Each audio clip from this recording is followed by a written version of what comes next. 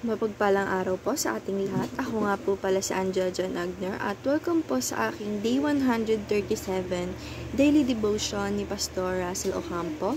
At para po ngayong araw ay ang pagpapatuloy ng series about 7 postures of prayer. At ang topic po natin ngayong araw ay December 12, 2024 ay Praying with Expectation. At ang scripture po natin ngayong araw ay Matthew 7 verse 7 to 8. Ask and it will be given to you, seek and you will find, knock and the door will be opened to you. For everyone who asks receives, the one who seeks finds, and to the one who knocks, the door will be open. Sa Tagalog naman po, humingi kayo at kayo'y bibigyan. Humanap kayo at kayo'y makakatagpo. Kumatok kayo at kayo'y pagbubuksan.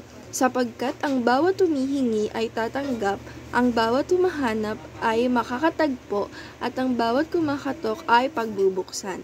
Teaching number 1, God is not stingy, He is generous. Sabi po dito na ating Panginoong Diyos po ay hindi siya madamot at siya po ay mapagbigay sa atin. And teaching number 2, God is pleased with a expectant heart. Sabi naman po dito na ang ating Panginoong Diyos po ay siya po ay nagagalak, nasasayahan sa mga taong nag-e-expect ng kanyang mga binibigay or mga kanyang pinoprovide, na yung mga prayer ng mga tao or mamamayan na nagbe-pray sa kanya ay nag-e-expect na mabibigyan sila doon sa pray na hinihingi nila. And teaching number 3, God has promised that He will answer. Sabi naman po dito ng ating Panginoong Diyos ay siya po ay nag-promise sa atin na sa lahat po ng prayer natin ay siya po ay sasagot sa ating mga prayer. And application number 1, pray because God answers prayer. Sabi naman po dito na i-apply po natin sa sarili natin na yung prayer po natin ay ito po ay sinasagot ng ating Panginoong Diyos. Wala pong prayer na hindi po sinasagot ng ating Panginoong Diyos. But, ito po, application number 2, expect great things from God. But, yung mga prayer po natin, i-expect po natin na hindi lang po siya saktong-sakto sa prayer natin. Dahil nga po, ang binibigay ng ating Panginoong Diyos sa atin ay yung makakabuti lang po sa atin at hindi sakto doon sa prayer natin. But, ito po ay ang bibigay niya po is yung pinaka the best na dapat ibigay lang po sa atin. And application number 3,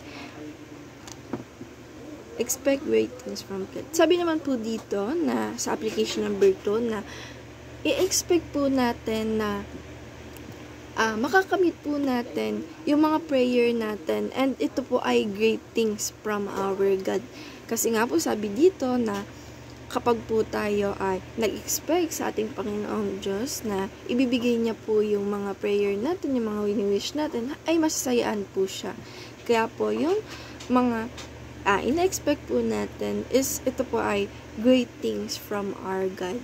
And application number 3, trust God's wisdom and sovereignty. Sabi naman po dito na tayo po ay magtiwala sa ating Panginoong Diyos sa wisdom and sovereignty, doon po sa karunungan at makakabuti sa atin. Like, yung mga dasal po natin, ay ito po yung makakabuti lang po sa atin. Kaya po ito yung ibibigay ng ating Panginoong Diyos.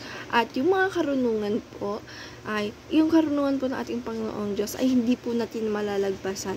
Kaya po, talagang magtiwala tayo sa ating Panginoong Diyos sa wisdom and sovereignty niya. And discussion, why is it important to approach God with an expectant heart in prayer? Para po sa akin at para po sa devotion ngayong araw na importante po na tayo po ay mag-approach sa ating Panginoong Diyos with expectant heart. Kasi nga po, ibig sabihin yun is nagtitiwala tayo sa Kanya at nananampalataya tayo sa Kanya. Kaya po tayo nag-expect ng pagbibigay sa atin. Ayun po, lang ngayong araw at maraming salamat. God bless.